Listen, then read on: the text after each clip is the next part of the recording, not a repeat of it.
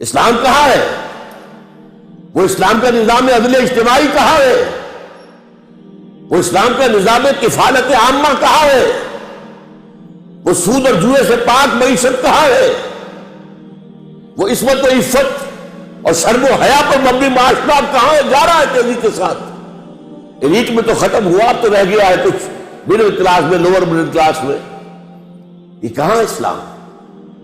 جو اسلام ہمارے پاس ہے وہ تو بھارت میں بھی ہے، ظاہر بات ہے، نمازیں وہاں بھی ہے، مسجدیں وہاں بھی ہے، حج کی فلائٹس وہاں بھی جاتی ہے، وہ کیا کبھی ہوا اس اسلام میں جو ہمارے پاس ہے؟ یہ اسلام تو بنایا تھا ہم نے اجتماعی نظام کے لیے، the political socio economic system of Islam, اسلام کا نظام عدل اجتماعی، لیقوم الناس بالقسط، تاکہ لوگ عدل پر قائم ہو، کوئی ایکسپلائٹیشن نہ ہو، کوئی ظلم نہ ہو، کوئی ریپریشن نہ ہو، کوئی ڈسکریمنیشن نہ ہو، اور ہر فرد کو اس کی بنیادی ضرورتیں جو ہے وہ مہیا کی جائے۔ یہ خواب جیسے ڈاکٹر صاحب نے کہا، ظفر صاحب نے، اس کے حساب سے حالات بہت دیگرگوں ہیں۔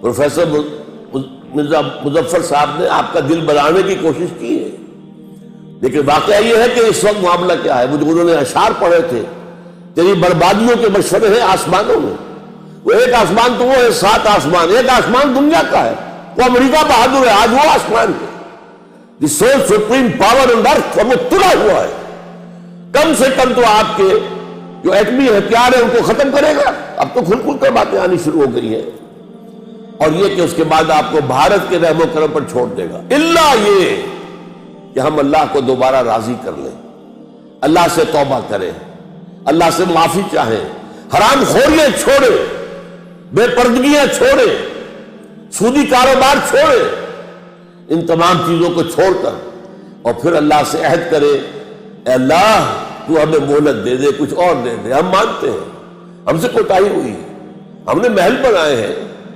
دیکھیں 2-2 کروڑ 3-3 کروڑ کا ایک بنگلہ آج ہے، چلے جائیے ڈیفنس کے اندر، کراچی میں اور لاہور میں اور پشاور میں، اور کہیں چلے جائیے جو اسلام آباد میں، کئی کروڑ کے 10-10 مرلے، ایک کنال کے مکان کئی کروڑ کے، یہ تو تم نے بنا لیے، موٹر وے تم نے بنا لی، وہ اسلام کہاں ہے جس کے لیے یہ خونی لکیر کھنچوائی تھی؟ اس سے زیادہ خونی لکیر دنیا میں کوئی ہوئی ہے؟ لاکھوں آدمی مرے ہیں، ہزارہ عورتوں کی عصمت دری ہوئی ہے، ہزارہ عورتیں ہماری جو ہے وہ کڈنیپ کی گئی، انہی کے پاس رہی ہے۔ اور سب سے پہلی بات آپ کو سنا دوں، جب میں میڈیکل کالج کا اسٹوڈنٹ تھا، اس وقت ایک کمیشن بنا تھا انڈیا اور پاکستان کے مابین کہ جو ہندو سکھ عورتیں یہاں رہ گئی ان کو بازیاب کیا جائے، جو مسلمان عورتیں مشرقی پنجاب میں رہ گئی ان کو وہاں سے حاصل کیا جائے، اور پھر انہیں واپس وہاں بھیج دیا جائے، انہیں یہاں لے آیا جائے۔ اس کمیشن کے ایک رکن نے مجھے ایک بات بتائی، وہ جب بھی میں یاد کرتا ہوں میں کب کب پیٹاری ہوتی ہے، کہتے ہیں وہاں مسلمان عورتوں نے ہمارے ساتھ آنے سے انکار کر دیا۔ بات کیا کہی، 100% درست تھی، اب آئے ہمیں لینے کے لیے، جب ہمارے 2-2 3-3 بچے ہو گئے ہیں، اور نمبر 2 تمہارے ہاں ہمیں قبول کون کرے گا؟ کون ہم سے شادی پسند کرے گا؟ تو مسلمان عورتوں نے آنے سے انکار کیا۔ آپ اندازہ کیجیے، یہ مسلمان خواتین محمد کی بیٹیاں ہیں صلی اللہ علیہ وسلم، لیکن اس قیمت پر ہم نے پاکستان لیا۔ کیوں لیا تھا؟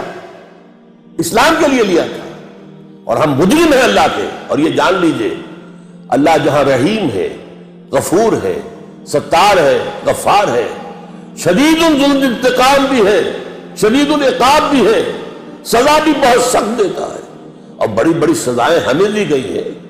کیا ہسپانیہ میں اسلام ختم نہیں ہوا، جہاں 800 برس حکومت کی تھی، ایک بچہ باقی نہیں رہا؟ یہ ساری سزائیں ہم پر بھی آئی ہیں۔ کیا 1 کروڑ کے لگ بھگ تاتاریوں نے قتل نہیں کیے تھے مسلمان؟ تو یہ نہ سمجھیے کہ نہیں ہوگا اور بن گیا ہے تو ہمیشہ رہے گا، یہ بات نہیں ہے۔ ہاں توبہ اگر کرے، جیسے حضرت یونس علیہ السلام کی قوم نے توبہ کی تھی، عذاب کے آثار شروع ہو چکے تھے، پوری قوم نے توبہ کی تو اللہ نے عذاب واپس اٹھا لیا۔